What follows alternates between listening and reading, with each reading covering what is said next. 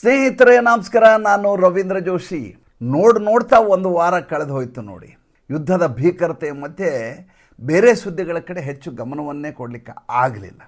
ಇದು ಯುದ್ಧ ಅಂದರೆ ಹೇಗೆ ಅಂದರೆ, ನಾವು ಯುದ್ಧವನ್ನು ಬಿಡ್ತೀವಿ ಅಂದರೆ ಯುದ್ಧ ನಮ್ಮನ್ನು ಬಿಡ್ತಾ ಇಲ್ಲ. ಪ್ರತಿಯೊಂದು ಹಂತದಲ್ಲಿಯೂ ಅದರ ಪ್ರಭಾವ ನಮಗೆ ಕಾಣಿಸ್ತಾ ಇರುತ್ತೆ. ಹೀಗಾಗಿ ಅದರ ಬಗ್ಗೆ ಮಾತನಾಡಬೇಕಾದದ್ದು ಅನಿವಾರ್ಯ ಇರುತ್ತೆ. ಅದರ ಗಾಢತೆ ಆಗಿರ್ತದೆ.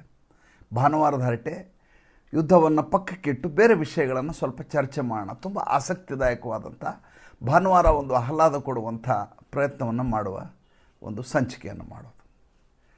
ಸ್ನೇಹಿತರೆ, ಮುಂಬೈನಲ್ಲಿ ಟಾಟಾ ಮೆಮೋರಿಯಲ್ ಆಸ್ಪತ್ರೆ ಅಂತ ಇದೆ. ತಾವು ಕೇಳಿರ್ತೀರಿ ಬಹುಶಃ ಹೆಸರು. ಇದು ಇಡೀ ದೇಶದಲ್ಲಿ ಅತ್ಯಂತ ಪ್ರಸಿದ್ಧವಾದದ್ದು ಮತ್ತು ಪ್ರತಿಷ್ಠಿತವಾದದ್ದು.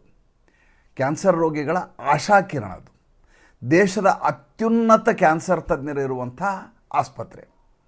ಈ ಆಸ್ಪತ್ರೆಯ ಸಮಸ್ಯೆ ಏನು ಅಂದರೆ, ಆಸ್ಪತ್ರೆ ಹೊರಭಾಗ ಇದೆಯಲ್ಲ, ಅಲ್ಲಿ ಇಡೀ ದೇಶದ ಬೇರೆ ಬೇರೆ ಭಾಗಗಳಿಂದ ರೋಗಿಗಳು, ಅವ್ರನ್ನ ಅಟೆಂಡ್ ಮಾಡುವಂಥ ಅಟೆಂಡೆಂಟ್ಗಳು, ಅವರ ಕುಟುಂಬಸ್ಥರು ಎಲ್ಲ ಬಂದಿರ್ತಾರೆ. ಆದರೆ ಸಮಸ್ಯೆ ಏನು ಅಂದರೆ, ಅಲ್ಲಿರುವಂಥ ಇಡೀ ರಸ್ತೆಯ ತುಂಬ ಈ ಬೀದಿ ಬದಿಯ ವ್ಯಾಪಾರಿಗಳ ಹಾವಳಿ ಸಿಕ್ಕಾಪಟ್ಟೆ ಜಾಸ್ತಿ ಆಗಿದೆ.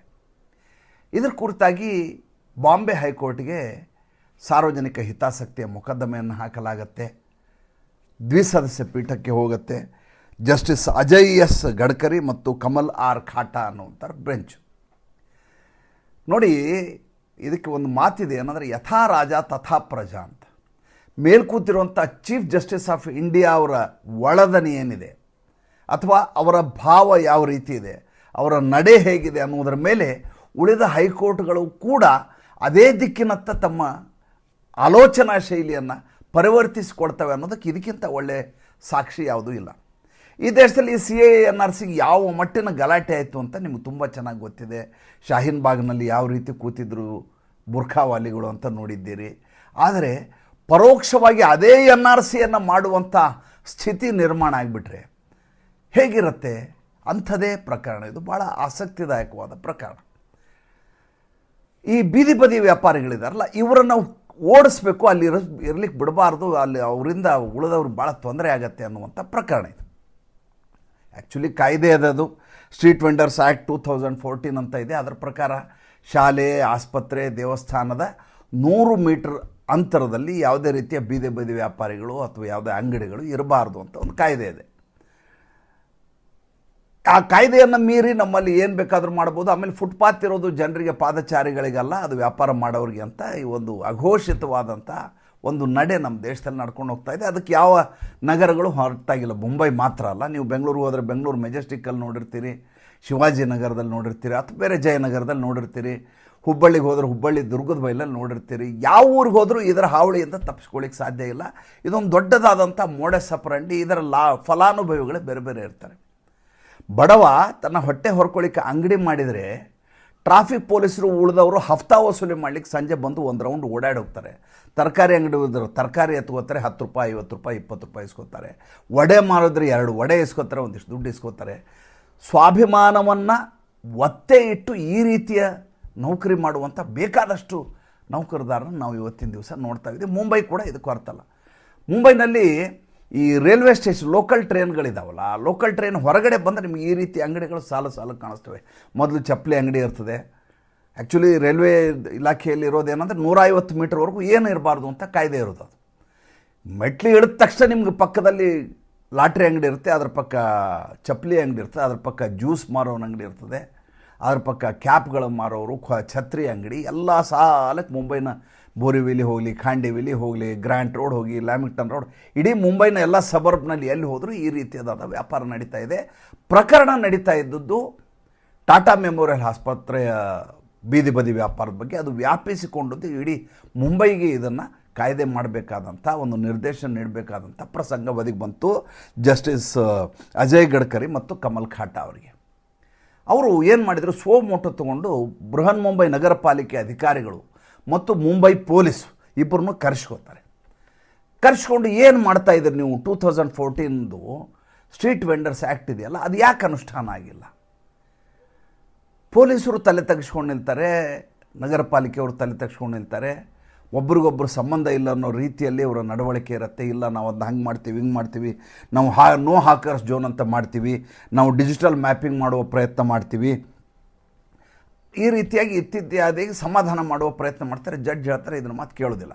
ಅಷ್ಟೊತ್ತಿಗೆ ಈ ಕಕ್ಷಿದಾರರು ಇರ್ತಾರಲ್ಲ, ಯಾರು ಇದನ್ನು ಕೇಸನ್ನು ಕೊಟ್ಟಿರ್ತಾರಲ್ಲ, ಅರ್ಜಿದಾರರಿದಲ್ಲ, ಅವರು ಒಂದು ಮಾತನ್ನು ಹೇಳ್ತಾರೆ, ನೋಡಿ ಸ್ವಾಮಿ, ಇದು ಕೇವಲ ಬೀದಿ ವ್ಯಾಪಾರಕ್ಕೆ ಮಾತ್ರ ಸೀಮಿತ ಆಗಿರೋದಲ್ಲ, ಇದನ್ನು ಮೀರಿ ಮುಂಬೈ ನಗರದ ಮೇಲೆ ಹಿಡಿತವನ್ನು ಸಾಧಿಸಲಿಕ್ಕೆ ರೋಹಿಂಗ್ಯಾಗಳು, ಬಾಂಗ್ಲಾದೇಶಿಗಳೆಲ್ಲ ಬಂದು ಈ ರೀತಿ ಅಂಗಡಿಗಳನ್ನ ಇಟ್ಕೊಂಡಿದ್ದಾರೆ ಅಲ್ಲಿ ಅಂತ. ಆವಾಗ ಆನರಬಲ್ ಜಸ್ಟಿಸ್ಗಳು ಕಣ್ಣಲ್ಲಿ ಹೋಗ್ತಾರೆ. ನೋಡಿ, ಮುಂಬೈ ನಗರದ ವಿಶೇಷತೆ ಏನಂದರೆ, ಎಲ್ಲಿಂದ ಜನ ಬಂದರೂ ಅದನ್ನು ಜೀರ್ಣಿಸಿಕೊಳ್ಳುವ ಶಕ್ತಿ ಮುಂಬೈ ನಗರಕ್ಕಿದೆ. ಅಲ್ಲಿ ಬಿಹಾರಿಗಳು ಬರ್ತಾರೆ, ಟ್ಯಾಕ್ಸಿ ಡ್ರೈವರ್ಗಳಾಗ್ತಾರೆ. ಆಮೇಲೆ ಈ ಕಡೆ ಇದರಿಂದ ಉತ್ತರ ಪ್ರದೇಶದಿಂದ ಬರ್ತಾರೆ, ಕಾರ್ಪೆಂಟ್ರು, ಪೇಂಟಿಂಗು ಆ ಕೆಲಸ ಮಾಡ್ಕೊಂಡು ಕೂಡ್ತಾರೆ. ಈಗ ಬೇರೆ ಬೇರೆ ದೇಶದ ಬೇರೆ ಬೇರೆ ಭಾಗಗಳಿಂದ ಬಂದು ಅಲ್ಲಿ ಬದುಕನ್ನು ಕಟ್ಟಿಕೊಳ್ಳುವಂಥ ಪ್ರಯತ್ನ ಮೊದಲಿಂದ ನಡೀತಾ ಇದೆ. ಈ ಬೀದಿ ಬದಿ ವ್ಯಾಪಾರಿಗಳ ಅತಿ ಹೆಚ್ಚು ಹಾವಳಿ ಇದ್ದದ್ದು ವಿಕ್ಟೋರಿಯಾ ಟರ್ಮಿನಸ್ಸು ಮತ್ತು ಈ ಕಡೆ ಮುಂಬೈ ಸೆಂಟ್ರಲ್ನಲ್ಲಿ ಜಾಸ್ತಿ ಇತ್ತು. ವಿಕ್ಟೋರಿಯಾ ಟರ್ಮಿನಸ್ಸಿಂದ ಚರ್ಚ್ ಗೇಟ್ ಹೋಗುವ ಎರಡೂ ರಸ್ತೆ ಏನಿದೆ, ಫೋರ್ಟ್ ಏರಿಯಾ ಅಂತಾರೆ ಅದಕ್ಕೆ, ಆ ಫೋರ್ಟ್ ಏರಿಯಾದ ಎರಡೂ ಕಡೆ ಜನರನ್ನು ಲೂಟಿ ಮಾಡುವಂಥ ಕೆಲಸ ನಡೀತಾ ಇತ್ತು. ಭಾಳಷ್ಟು ಜನ ಕೇರಳದ ಮಲಯಾಳಿಗಳು ಬಂದು ಅಲ್ಲಿ ವ್ಯಾಪಾರ ಮಾಡ್ತಾಯಿದ್ರು. ಒಂದು ಹಂತದಲ್ಲಿ ಖೈರ್ನಾರ್ ಎನ್ನುವಂಥ ಕಾರ್ಪೊರೇಷನ್ ಕಮಿಷನರ್ ಬಂದ ಸಂದರ್ಭದಲ್ಲಿ ಇವ್ರನ್ನೆಲ್ಲ ಅಲ್ಲಿಂದ ಒಕ್ಕಲೆಬ್ಬಿಸಿ, ಇವತ್ತು ಚರ್ಚ್ ಗೇಟಿಂದ ಮುಂಬೈ ವಿಟಿವರೆಗೂ ನಿಮಗೆ ಈ ರೀತಿಯಾದಂಥ ಬೀದಿ ಬದಿ ವ್ಯಾಪಾರಿಗಳೇ ಇರಲಾರ್ದಾಗೆ ಸ್ವಚ್ಛವಾದಂಥ ಸಂಪೂರ್ಣವಾದಂಥ ಪಾದಚಾರಿಗಳ ರಸ್ತೆಯನ್ನು ಉಳಿಸ್ಕೊಳ್ಳಲಾಗಿದೆ. ಹೇಗೆ ಸಾಧ್ಯ ಆಯಿತು ಅಂದರೆ ಅವತ್ತು ತೆಗೆದುಕೊಂಡಂಥ ನಿರ್ಣಯವನ್ನು ಅನುಷ್ಠಾನ ಮಾಡುವಲ್ಲಿ ಯಶಸ್ವಿಯಾಗಿದ್ದರು. ನಮ್ಮಲ್ಲಿ ಏನಾಗಿದೆ, ಯಾವುದಾದ್ರೂ ಒಂದು ಏರಿಯಾದಲ್ಲಿ ಒಬ್ಬ ಇನ್ಸ್ಪೆಕ್ಟ್ರು ಅಥವಾ ಒಬ್ಬ ನಗರ ಪಾಲಿಕೆ ಅಧಿಕಾರಿ ಬಂದ್ಕೊಂಡು ಹಿಂದಿನ ಅಧಿಕಾರಿ ಟ್ರಾನ್ಸ್ಫರ್ ಆಗೋನು ಹೇಳ್ತಾನೆ, ಯಾರ್ಯಾರಿಂದ ಎಷ್ಟೆಷ್ಟು ವಸೂಲಿ ಮಾಡಬೇಕು ಅಂತ ಪಟ್ಟಿಯನ್ನು ಕೊಟ್ಟು ಹೋಗ್ತಾನೆ. ಬಂದಿರೋಂಥ ಹೊಸ ಅಧಿಕಾರಿ ಇರ್ತಾನೋ ಅತ್ಯಂತ ಸ್ಟ್ರಿಕ್ಟು ಅಂತ ಆ್ಯಕ್ಟಿಂಗ್ ಮಾಡ್ತಾನೆ. ಬೈಕಲ್ಲಿ ಬಂದು ಇನ್ಸ್ಪೆಕ್ಟರ್ ಇದ್ರೆ ಬಡ್ಡು ಗಾಡಿ ಓಡಿಸ್ಕೊಂಡೋಗಿ ಎಲ್ಲರನ್ನೂ ಒಂದು ರೌಂಡ್ ಹೆದರ್ಸ್ಕೊಂಬರ್ತಾನೆ. ಇವರೆಲ್ಲ ಹೋಗಿ ನಮ್ಗೆ ತೊಂದರೆ ಕೊಡಬೇಡಿ, ನಿಮ್ಗೆ ಹೋದ ಸಲ ಎಷ್ಟು ಕೊಡ್ತಿದ್ರು ಅದಕ್ಕಿಂತ ದುಡ್ಡು ಜಾಸ್ತಿ ಕೊಡ್ತೀನಿ ಅಂತ. ಇದೊಂದು ದೊಡ್ಡದಾದಂಥ ಮೋಡಸ್ ಆಪರೆಂಡಿ ಈ ದೇಶದಲ್ಲಿ. ಮುಂಬೈ ಕೂಡ ಇದಕ್ಕೆ ಹೊರತಾಗಿಲ್ಲ. ಮುಂಬೈನಲ್ಲಿ ಇದ್ರ ಜೊತೆ ಸ್ಥಳೀಯ ರೌಡಿಗಳು ಸೇರ್ಕೋತಾರೆ, ಅಲ್ಲಿಯ ಶಿವಸೇನೆಯವರು ಸೇರ್ಕೋತಾರೆ, ಅಲ್ಲಿಯ ಲೋಕಲ್ ರೌಡಿಗಳು ಸೇರ್ಕೋತಾರೆ, ಅಲ್ಲಿಯ ಪೊಲಿಟಿಕಲ್ ರೌಡಿಗಳು ಸೇರ್ಕೊಂಡು ಒಂದೊಂದು ಏರಿಯಾವನ್ನು ಒಬ್ಬೊಬ್ಬರು ವಹಿಸ್ಕೊಂಡಿರ್ತಾರೆ. ಮಾಂಡ್ಲಿ ಅಂತಾರೆ, ಮಾಂಡೋಲಿ ಅಂತ ಕರೆದು ಮಾಂಡೋಲಿ ವಸೂಲಿ ಮಾಡಲಿಕ್ಕೆ ಶುರು ಮಾಡ್ತಾರೆ. ಜಡ್ಜ್ ಹೇಳ್ತಾರೆ, ನೋಡಿ ಸ್ವಾಮಿ, ನೀವು ಇಷ್ಟು ದಿವಸದಿಂದ ಏನು ಮಾಡಿದಿರಿ ನನಗೆ ಬೇಕಾಗಿಲ್ಲ, 2017ರಲ್ಲಿ ಅನುಷ್ಠಾನ ಮಾಡ್ತೀನಿ ಅಂತ ನೀವು ಕೋರ್ಟಿಗೆ ಬರೆದು ಕೊಟ್ಟಿದ್ದೀರಿ. ನೀವು ಒಂದು ಫ್ಲೈಯಿಂಗ್ ಸ್ಕ್ವಾಡ್ ಮಾಡಬೇಕು. ಬೃಹನ್ ಮುಂಬೈ ನಗರ ಪಾಲಿಕೆ ಹಾಗೂ ಪೊಲೀಸ್ ಇಲಾಖೆ ಇಬ್ಬರು ಕೂಡಿ ಒಂದು ಫ್ಲೈಯಿಂಗ್ ಸ್ಕ್ವಾಡ್ ಮಾಡಬೇಕು. ಪ್ರತಿಯೊಬ್ಬ ಸ್ಟ್ರೀಟ್ ಹಾಕರ್ನ, ಅಂದರೆ ಬೀದಿ ಬದಿಯ ಅಂಗಡಿಯವನ ಸಂಪೂರ್ಣ ಮಾಹಿತಿ ನಿಮ್ಮಲ್ಲಿರಬೇಕು. ಆತ ಬೇರೆ ದೇಶದಿಂದ ನುಸುಳುಕೋರನಾಗಿ ಬಂದಿದ್ದರೆ ಆತನನ್ನು ಡಿಪೋರ್ಟ್ ಮಾಡಿಸುವವರೆಗೂ ನಿಮ್ಮ ಜವಾಬ್ದಾರಿ. ನೀವು ಕೇವಲ ಅದನ್ನು ಅಡ್ರೆಸ್ ತೊಗೊಂಡು ಅವನು ಹಿಡ್ಕೊಂಡು ಕೂಡಿಸಂಗಿಲ್ಲ, ಆತನ ದೇಶಕ್ಕೆ ಆತ ವಾಪಸ್ ಹೋಗೋವರೆಗೂ ನಿಮ್ಮ ಜವಾಬ್ದಾರಿ. ಡಿಪೋರ್ಟ್ ಮಾಡಿಸುವುದು ನಿಮ್ಮ ಕೆಲಸ. ನಿರಂತರವಾಗಿ ಇಡೀ ಮುಂಬೈನಲ್ಲಿ ಕೇವಲ ಟಾಟಾ ಮೆಮೋರಿಯಲ್ ಆಸ್ಪತ್ರೆಗೆ ಮಾತ್ರ ಸೀಮಿತ ಅಲ್ಲ ಇದು ಕೊಲಾಬಾ ಇರಬಹುದು, ಚರ್ಚ್ ಗೇಟ್ ಇರಬಹುದು, ಗಿರ್ಗಾಂವ್ ಚೌಪಾಟಿ ಇರ್ಬೋದು, ಯಾವುದೇ ಮಲಾಡ್ ಇರ್ಬೋದು, ಯಾವುದೇ ಮಾಟುಂಗ ಇರಲಿ, ಎಲ್ಲೇ ಇರಲಿ, ಇಡೀ ಮುಂಬೈನಲ್ಲಿ ಎಲ್ಲಿಯೂ ಕೂಡ ಬೀದಿ ಬದಿ ವ್ಯಾಪಾರಿಗಳು ಕಾನೂನುಬದ್ಧವಾಗಿ ಅಂಗಡಿ ಮಾಡ್ಕೊಂಡಿದ್ರೆ ಅವ್ರನ್ನ ಬಿಡಿ. ಉಳಿದವರು ಯಾರೇ ಬಂದಿದ್ದರೂ ಕೂಡ ಅವರ ಮಾಹಿತಿ ಪೊಲೀಸ್ ಸ್ಟೇಷನ್ನಲ್ಲಿರಬೇಕು, ಜೊತೆಗೆ ಬೃಹನ್ ಮುಂಬೈ ನಗರ ಪಾಲಿಕೆಯ ಆಯಾ ವಾರ್ಡಿನ ಅಧಿಕಾರಿಯ ಬಳಿ ಇರಬೇಕು. ಆಮೇಲೆ ಇನ್ನೊಂದು ಪಾಯಿಂಟು, ನಾನು ಮೊನ್ನೆ ವರ್ಗಾವಣೆ ಯಾಕೆ ಬಂದೆ, ಹಿಂದಿಂದ ನನಗೆ ಗೊತ್ತಿಲ್ಲ, ಯಾರಿದ್ರು ನಾನು ಹಂಗೆ ಹೇಳಂಗಿಲ್ಲ. ಇವತ್ತು ನೀನು ಚಾರ್ಜ್ ತೊಗೊಂಡಿದ್ದೀಯ ಅಂದರೆ ಇವತ್ತು ನಿನ್ನ ಹತ್ರ ಇಷ್ಟು ಡಾಟಾ ಇರಬೇಕು. ಇರದೇ ಹೋದರೆ ನೀನು ನೌಕರಿಯಲ್ಲಿ ಮುಂದುವರಿಯಬೇಕೋ ಬೇಡವೋ ಅನ್ನೋದನ್ನು ಕೋರ್ಟ್ ತೀರ್ಮಾನ ಮಾಡುತ್ತೆ. ಈ ಮಾತನ್ನು ಕೇಳಿಸ್ಕೋಬೇಕಿದ್ದು ನಾನು ಹೇಳೋದಲ್ಲ, ಆನರೇಬಲ್ ಜಸ್ಟಿಸ್ ಅವ್ರು ಹೇಳಿರೋ ಮಾತಿದು. ನನಗೆ ಭಾಳ ಖುಷಿಯಾಗಿದ್ದದೆ ನೋಡಿ.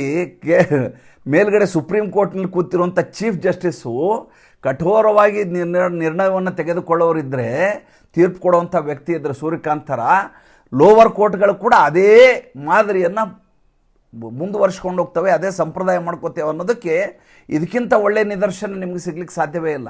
ನಾಳೆವೇ ನಾವು ಟಾಟಾ ಮೆಮೋರಿಯಲ್ ಆಸ್ಪತ್ರೆ ಎದುರುಗಡೆ ಇರುವಂಥ ಬೀದಿ ವ್ಯಾಪಾರಿಗಳನ್ನ ಓಡಿಸ್ಬಿಡ್ತೀವಿ ನಾವು ಅಂತ ಕೋರ್ಟಿಗೆ ಆಶ್ವಾಸನೆಯನ್ನು ಕೊಡ್ತಾರೆ ಇಬ್ಬರು ಅಧಿಕಾರಿಗಳು. ಹೇಳ್ತಾರೆ, ಅವರು ಬೇಕಾಗಿಲ್ಲ ನಮಗೆ, ನೀವೆಲ್ಲರನ್ನೂ ಓಡಿಸೋ ಪ್ರಶ್ನೆ ಅಲ್ಲ, ಅವರು ಲೀಗಲ್ ಆಗಿದ್ದಾರಾ, ಯಾರವರು, ಎಲ್ಲಿಂದ ಬಂದಿದ್ದಾರೆ, ಅವರ ಮಾಹಿತಿ ಏನು, ಅವರ ಆಧಾರ್ ಕಾರ್ಡ್ ಏನು, ಇಷ್ಟು ಮಾಹಿತಿಯನ್ನು NRC ನ್ಯಾಷನಲ್ ರಿಜಿಸ್ಟ್ರಿ ಏನಿದೆಯಲ್ಲ ಸಿಟಿಜನ್ಶಿಪ್ದು, ಆ ರೀತಿಯದಾದ ದಾಖಲೆ ನಿಮ್ಮ ಬಳಿ ಇರಬೇಕು.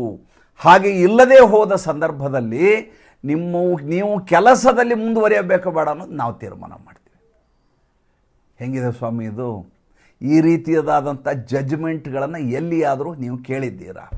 ಇದೇ ದೇಶದಲ್ಲಿ ಶಾಹೀನ್ ಬಾಗ್ ಆಯ್ತು, ಇದೇ ದೇಶದಲ್ಲಿ NRC ಬೇಡ ಅಂತ ಜನ ಹೇಳಿದರು.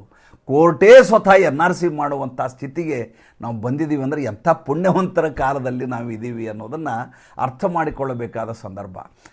ಕೆಲವು ತಿಂಗಳ ಹಿಂದೆ SIR ಮೂಲಕ ಈ ರೀತಿ ರೋಹಿಂಗ್ಯಾಗಳು ಬಾಂಗ್ಲಾದೇಶಗಳನ್ನು ಓಡಿಸುವ ಕೆಲಸ ಶುರುವಾಯಿತು. ಕೇವಲ ಮತದಾನ ಮಾತ್ರ ಅಲ್ಲ, ಗೃಹ ಸಚಿವರು ಭಾಳ ಚೆನ್ನಾಗಿ ಹೇಳಿದ್ದಾರೆ, ಅಮಿತ್ ಶಾ ಅವರು. ಕೇವಲ ಮತದಾನದ ಹಕ್ಕನ್ನು ಕಿತ್ಕೊಳ್ಳೋದಲ್ಲ ಅವರಿಂದ, ಸುಳ್ಳು ಪ್ರಜೆಗಳು ಅಂತ ಇಲ್ಲಿ ಹೇಳ್ಕೊಂಡವ್ರು ಮತದಾನ ಮಾಡೋದನ್ನು ನಿಲ್ಲಿಸೋದಷ್ಟೇ ಅಲ್ಲ, ಈ ದೇಶಕ್ಕೆ ಅವರು ಯಾವತ್ತಿದ್ರೂ ಕೂತು ಈ ದೇಶದಿಂದ ಹೋಗ್ಬೇಕು ಅವರು. ಅದು ನಮ್ಮ ಜವಾಬ್ದಾರಿ, ಅದನ್ನು ಗೃಹ ಇಲಾಖೆ ನಿಭಾಯಿಸುತ್ತೆ ಮುಂದಿನ ದಿನಗಳಲ್ಲಿ ಅಂತ ಇದನ್ನು ಕಂಕಣಬದ್ಧರಾಗಿ ಕಟಿಬದ್ಧರಾಗಿ ಅಮಿತ್ ಶಾ ಮಾಡಿಸ್ತಾ ಇದ್ದಾರೆ ಗೃಹ ಸಚಿವಾಲಯದಿಂದ. ಕೋರ್ಟ್ ಈಗ ಬಾಂಬೆ ಹೈಕೋರ್ಟು ಈ ಪಾದಚಾರಿಗಳಿಗೆ ತೊಂದರೆಯಾಗ್ತದೆ ಅನ್ನುವಂಥ ಕಾರಣಕ್ಕೋಸ್ಕರ ಬೀದಿ ಬದಿಯ ವ್ಯಾಪಾರಿಗಳ ಅಸಲಿಯತ್ತೇನು ಅಂತ ಹುಡುಕ್ತಾ ಅವರು ಸ್ಥಳೀಯರಾಗಿ ಭಾರತೀಯರಾಗಿ ಅವರು ಅಂಗಡಿ ಮಾಡ್ಕೊಂಡಿದ್ರೆ, ಕಾನೂನುಬದ್ಧವಾಗಿದ್ದರೆ ಅವ್ರು ವ್ಯಾಪಾರ ಮಾಡಲಿಕ್ಕೆ ಸಮಸ್ಯೆ. ಬಾಂಗ್ಲಾದೇಶಿಗಳು ಬಂದು ಸೇರ್ಕೊಂಡಿದ್ದಾರಲ್ಲ ರೋಹಿಂಗ್ಯ, ಮುಂಬೈಗೆ ಅದು ಭಾಳ ದೊಡ್ಡ ಕುತ್ತಿರೋದೇ ಅದು. ಅಲ್ಲಿ ಯಾರ ಬಗ್ಗೆ ಯಾರಿಗೂ ಗಮನ ಇರೋದಿಲ್ಲ, ಯಾರನ್ನ ಯಾರೂ ನೋಡೋದು ಇಲ್ಲ. ನೀ ಎಲ್ಲಿ ಅವನು ಯಾವ ಊರು ದಾಸಯ್ಯ ಅಂತ ಯಾರೂ ಕೇಳೋದಿಲ್ಲ. ಅವ್ರ ಕೆಲಸ ಅವ್ರದಲ್ಲಿರ್ತಾರೆ. ಎಲ್ಲರೂ ತಮ್ಮ ಕೆಲಸಗಳಲ್ಲಿ ಎಷ್ಟೊಂದು ನಿರತರಾಗಿರ್ತಾರೆ ಅಂದರೆ ಇನ್ನೊಬ್ಬರ ಬಗ್ಗೆ ಆಲೋಚನೆ ಮಾಡಲಿಕ್ಕೆ ಅಲ್ಲಿ ಯಾರಿಗೂ ಸಮಯವೇ ಇಲ್ಲ. ನಾನು ಅದಕ್ಕೆ ಯಾವಾಗಲೂ ಹೇಳೋದು, ಲೋಕಲ್ ಟ್ರೈನಲ್ಲಿ ಮುಂಬೈನಲ್ಲಿ ಹತ್ತಬೇಕು, ನೀವು ಹತ್ತಬೇಕಾಗಿಲ್ಲ. ಲೋಕಲ್ ಟ್ರೈನ್ ಮುಂದೆ ನಿಂತರೆ ಜನ ನಿಮ್ಮನ್ನು ಹತ್ತಿಸ್ತಾರೆ. ಅಲ್ಲಿ ಯಾರೂ ಲೋಕಲ್ ಟ್ರೈನಲ್ಲಿ ಚಪ್ಪಲಿ ಹಾಕ್ಕೊಂಡ್ರಲ್ಲ, ಯಾಕೆ ಹಾಕ್ಕೊಂಡ್ರಲ್ಲ? ಚಪ್ಪಲಿ ಬಿದ್ದೋಗ್ಬಿಡುತ್ತೆ ಒಂದು ಚಪ್ಪಲಿ ಅಂತ. ಎಲ್ಲರೂ ಎಷ್ಟೇ ಬಡವನಾಗಿದ್ದರೂ ಕೂಡ ಶೂಸನ್ನು ಹಾಕ್ಕೊಂಡಿರ್ತಾನೆ, ಬೂಟ್ಗಳನ್ನು. ಯಾಕೆಂದರೆ ಅವು ಕೂಡ ಬಿದ್ದು ಹೋಗುವಂಥ ಸಾಧ್ಯತೆ ಜಾಸ್ತಿ ಇರುತ್ತೆ. ಆ ರೀತಿಯ ಜನಸಂದಣಿ ಅದೇನು ಮಾಡುತ್ತೆ, ನುಸುಳುಕೋರಿಗೆ ಒಳ್ಳೆಯ ಪೃಷ್ಠಭೂಮಿಯಾಗಿ ಪರಿವರ್ತನೆಯಾಗಿ ಯಾರು ಬೇಕಾದರೂ ಬಂದು ವಾಸಿಸ್ಬೋದು, ಯಾವ ಬೇಕಾದರೂ ಮಾಡ್ಬೋದು. ಜೊತೆಗೆ ದೇಶದ ಸಮಗ್ರತೆಗೆ, ದೇಶದ ಭದ್ರತೆಗೆ ಧಕ್ಕೆ ತರುವುದು ಭಾಳ ಸುಲಭವಾದ ಕೆಲಸ. ಆ ಕಡೆ ನೋಡಿದರೆ ಪಾಕಿಸ್ತಾನ ಮೊನ್ನೆ ಹೇಳುತ್ತೆ, ಒಬ್ಬ ಅಂಬಾಸಿಡರ್ ಹೇಳ್ತಾನೆ, ಪಾಕಿಸ್ತಾನ ಅಂಬಾಸಿಡರು, ನಮ್ಮ ಮೇಲೇನಾದರೂ ಇಸ್ರೇಲು ಅಮೇರಿಕಾ ದಾಳಿ ಮಾಡಿದರೆ ನಾವು ಅವ್ರ ಮೇಲೆ ದಾಳಿ ಮಾಡೋದಿಲ್ಲ, ಮುಂಬೈ ಮತ್ತು ದಿಲ್ಲಿ ಮೇಲೆ ದಾಳಿ ಮಾಡ್ತೀವಿ ಅಂತ ಹೇಳ್ತಾರೆ. ಯಾವ ಧೈರ್ಯದ ಮೇಲೆ ಹೇಳ್ದ? ಆತನ ಈ ರೀತಿಯ ಜನರನ್ನ ಸ್ಲೀಪರ್ ಸೆಲ್ಲಲ್ಲಿ ಇಟ್ಟಿದ್ದೀವಿ ಅಂತ ಆತನಿಗೆ ಚೆನ್ನಾಗಿ ಗೊತ್ತಿದೆ.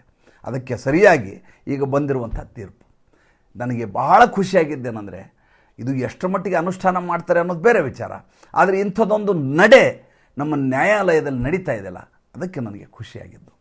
ಮತ್ತು ಈ ವಾರದ ಭಾನುವಾರದ ಒಂದು ಸಣ್ಣ ಕಥೆಯನ್ನು ಹೇಳಿ ಸಂಚಿಕೆಯನ್ನು ಮುಗಿಸ್ತೇನೆ. ಭಾಳ ಇಂಟ್ರೆಸ್ಟಿಂಗ್ ಆದಂಥ ಸ್ಟೋರಿ, ಭಕ್ತಿ ಪ್ರಧಾನವಾದ ಸ್ಟೋರಿ. ನನಗೆ ಅದೇನೋ ಗೊತ್ತಿಲ್ಲ, ಸ್ವಲ್ಪ ಆ ಕಡೆ ಸೆಳೆತ ಜಾಸ್ತಿ. ಒಂದು ಊರಿನಿಂದ ಒಂದು 10-15 ಹೆಂಗಳೆಯರು, ಸೋದರಿಯರು ಗೋಕುಲಾಷ್ಟಮಿಯ ಸಂದರ್ಭದಲ್ಲಿ ಒಂದು 4-5 ದಿವಸ ಮಥುರಾ ಮತ್ತು ಬೃಂದಾವನಿಗೆ ಹೋಗಿ ಬರೋಣ ಅಂತ ತೀರ್ಮಾನ ಮಾಡ್ತಾರೆ. ರಮಾ ಅಂತ ಒಬ್ಬ ಹೆಣ್ಮಗಳು. ರಮಾ ಅನ್ನೋ ಹೆಣ್ಮಗಳಿಗೆ ಹೋಗುವ ಹಿಂದಿನ ದಿವಸ ಕಾಲಿಗೆ ಗಾಯ ಆಗಿಬಿಡ್ತದೆ, ನಡಿಲಿಕ್ಕೆ ಕುಂಟ್ಲಿಕ್ಕೆ ಶುರು ಮಾಡ್ತಾಳೆ. ಮಹಾನ್ ಕೃಷ್ಣನ ಭಕ್ತೆ, ಕೃಷ್ಣ ರಾಧೆಯರ ಭಕ್ತೆ ಆಕೆ. ಭಾಳ ಬೇಸರ ಪಟ್ಕೋತಾಳೆ, ಏನಿದು ಹಿಂಗಾಗಿ ಹೋಯ್ತಲ್ಲ, ನನಗೆ ಊರಿಗೆ ಹೋಗೋ ಟೈಮ್ಗೆ ನನಗೆ ನಡಿಲಿಕ್ಕೆ ಆಗಲ್ಲ, ಕುಂಟಬೇಕು, ಏನು ಮಾಡೋದು? ಆಕೆ ಜೊತೆ ಇರುವಂಥ ಉಳಿದ ಸೋದರಿ ಹೇಳ್ತಾರೆ, ನೀ ಏನು ಬೇಜಾರು ಮಾಡ್ಕೋಬೇಡ, ಬಾ ನೀನು, ಎಷ್ಟು ಸಾಧ್ಯ ಆಗತ್ತೆ ನಡಿ, ಉಳಿದ ಟೈಮಲ್ಲಿ ಎಲ್ಲಾರು ಒಂದು ಕಟ್ಟೆ ಮೇಲೆ ಕೂತ್ಕೋ. ಆಯಿತು, ಎಲ್ಲರೂ ಸೇರಿ ಮಥುರಾ ಮತ್ತು ಬೃಂದಾವನದ ದರ್ಶನಕ್ಕೆ ಯಾತ್ರೆ ಹೊರಡ್ತಾರೆ. ಕೇಶವ ಮಂದಿರ ಮಥುರಾದಲ್ಲಿ ಹೊರಡಬೇಕು, ಬೃಂದಾವನ ಮಥುರಾದಲ್ಲಿ ಮೆಟ್ಲುಗಳು ಹತ್ಕೊಂಡು ಹೋಗ್ಬೇಕು ಮೇಲೆ. ಇವಳಿಗೆ ನಡೆಯೋಕ್ಕಾಗಲ್ಲ, ರಮಾ ಅಂತ ಆಕೆ ಹೆಸರು. ರಮಾಗೆ ನಡೆಯೋಕ್ಕಾಗಲ್ಲ, ಏನು ಮಾಡೋದು ಅಂತ ನಿಧಾನಕ್ಕೆ ಹೆಜ್ಜೆ ಇಡ್ತಾರೆ. ಉಳಿದವರೆಲ್ಲ ಭಾಳ ಸಂತೋಷದಲ್ಲಿ ಖುಷಿಯಾಗಿ ದೇವಸ್ಥಾನ ಕಡೆ ಹೋಗ್ತಿರ್ತಾರೆ, ಒಬ್ರಿಗೊಬ್ರು ಗಮನ ಇರೋದಿಲ್ಲ. ಒಂದು ಹುಡುಗಿ ಬರ್ತಾಳೆ, ಸುಮಾರು ಒಂದು 10-12 ವರ್ಷದ ಹುಡುಗಿ. ಎಷ್ಟು ಸುಂದರಳಾಗಿರ್ತಾಳೆ ಅಂದರೆ, ಎಂಥ ದಿವ್ಯವಾದ ಮುಖ ಇರುತ್ತೆ ಅಂತ, ಸಿಗ್ಧ ಸೌಂದರ್ಯ ಅಂದರೆ. ಆಕೆ ನೋಡಿದ್ರೆ ಈ ರಮಾಗೆ ಭಾಳ ಖುಷಿಯಾಗಿಬಿಡುತ್ತೆ. ಆಕೆ ಹೇಳ್ತಾಳೆ, ಅಕ್ಕ ಏನಾಯಿತು ನಿಮಗೆ, ಭಂಜಿ ಕ್ಯಾ ಹುವಾ? ಮೇರಾ पैर को थोड़ा धक्का लग गया है, ಕಾಲಿಗೆ ಗಾಯ ಆಗಿದೆ, मैं आपको ऊपर चढ़ा हूँ ಅಂತ, ನಿಮ್ಮನ್ನ ಮೇಲೆ ಹತ್ತಿಸ್ಲಾ ಅಂತ. ಪಾಪ ರಮ ಖುಷಿಯಾಗಿಬಿಡುತ್ತೆ, ಸಣ್ಣ ಹುಡುಗಿ ಯಾವುದೋ ಒಂದು ಮೇಲೆ ಹತ್ತಿಸ, ಕೈ ಹಿಡ್ಕೊಂಡು ನಿಧಾನಕ್ಕೆ ಮೇಲೆ ನಗ್ತಾ ಇರುತ್ತೆ ಹುಡುಗಿ. ಕहाँ से आए हो, क्या करते हो ಎಲ್ಲ ಕೇಳ್ತಾ ಇರ್ತೀವಿ. ಈಕೆ ಎಷ್ಟು ಬರುತ್ತೋ ಹರಕ್ಕೆ ಮೂರಕ್ಕೆ ಹಿಂದಿನಲ್ಲಿ ಉತ್ತರ ಹೇಳ್ತಿರ್ತಾಳೆ. ಮೇಲೆ ಹತ್ತಿದ ಮೇಲೆ ಇನ್ನೇನು ಗುಡಿಗೆ ಹೋಗಬೇಕು, ಹೋಗೋ ಟೈಮ್ ನನಗೇನು ಕೊಡಲ್ವಾ ಅಂತ ಕೇಳ್ತಾಳೆ. ಆಕೆಯ ಬಳಿ ಕಿವಿಯ ವಾಲೆಗಳಿರ್ತಾವೆ, ಆರ್ಟಿಫಿಷಿಯಲ್ ವಾಲೆಗಳು. ಈ ಮಗುಗೆ ಏನು ಕೊಡೋದು? ಆ ವಾಲೆಗಳನ್ನ ತೆಗೆದು ಆ ಮಗುವಿನ ಕೈ ಕೊಡ್ತಾಳೆ. ಇದನ್ನು ಹಾಕೋ, ನೀನು ತುಂಬ ಚೆನ್ನಾಗಿ ಇರಲಿಕ್ಕೆ ತುಂಬ ಚೆನ್ನಾಗಿದೆಯಾ, ನೀನು ಬೆಳದಿಂಗಳಂಥ ಹುಡುಗಿರಿ, ಅದು ನೀನು ಚೆನ್ನಾಗಿ ಕಾಣುತ್ತೆ. ಆಯಿತು, ಆ ಹುಡುಗಿ ಖುಷಿಯಾಗಿ ಬ್ಯಾಂಜಿ ಅಂತ ತಬ್ಕೊಂಡು ಓಡಿ ಹೋಗುತ್ತೆ. ಮಾರನೇ ದಿವಸ ಒಂದು ವಾರದ ಪ್ರಯಾಣ ಇವ್ರದ್ದು, ಒಂದು ವಾರ ಅಲ್ಲೇ ಇರಬೇಕು ಅಂತ ಮಾಡ್ತಾರೆ. ಬೃಂದಾವನದ ವಿಶೇಷತೆ ಏನಂದರೆ ಅಲ್ಲಿ ಪರಿಕ್ರಮ ಅಂತಾರೆ. ಪರಿಕ್ರಮ ಅಂದರೆ ವಿಶೇಷತೆ ಏನಂದರೆ ನೀವು ಕಾಲಲ್ಲಿ ಚಪ್ಪಲಿ ಹಾಕ್ಕೊಳ್ಳಾರದೆ ನಡ್ಕೊಂಡು ಓಡಾಡೋದು. ಯಾಕೆಂದರೆ ಕೃಷ್ಣ ನಡೆದಂಥ ಜಾಗ, ಆ ಪಾದದ ಧೂಳಿ ನಮಗೆ ದಕ್ಕಲಿ ಅನ್ನುವಂಥದ್ದು. ನೋಡ್ರಿ ಎಂಥ ದಿವ್ಯವಾದಂಥ ದೇಶ ಇದು ಅಂತಂದರೆ ಹೇಳಲಿಕ್ಕೆ ಸಾಧ್ಯ ಇಲ್ಲ.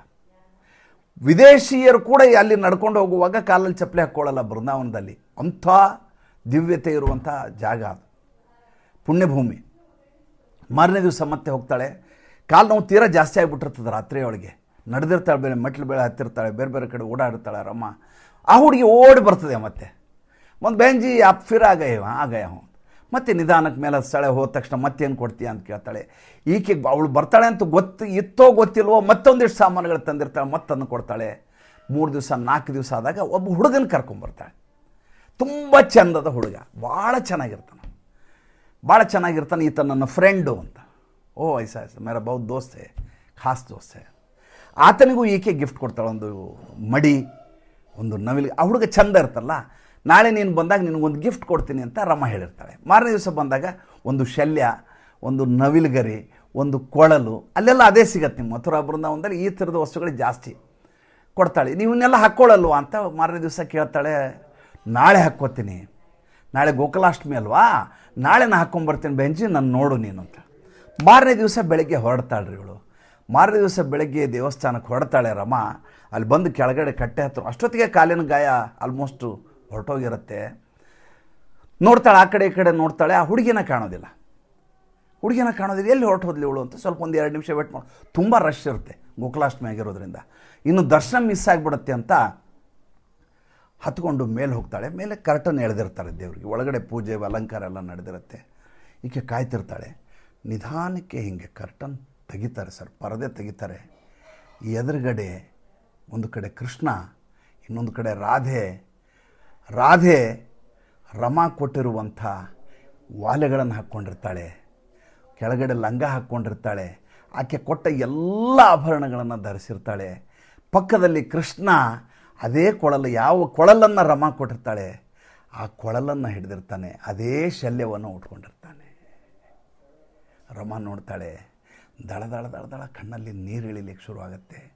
ಪರಮಾತ್ಮ, ನಿನ್ನ ಲೀಲೆ ಅಂಥದ್ದು, ನೀನು ಮಗುವಾಗಿ ಬಂದು ನನ್ನನ್ನು ಕಾಪಾಡಿದೆಯಲ್ಲ, ನಿನಗಿಂತ ಶ್ರೇಷ್ಠನ್ಯಾರು, ನಿನಗೆ ಅಡ್ಡ ಬಿದ್ದೆ ಅಂತಾಳೆ. ನಮಸ್ಕಾರ.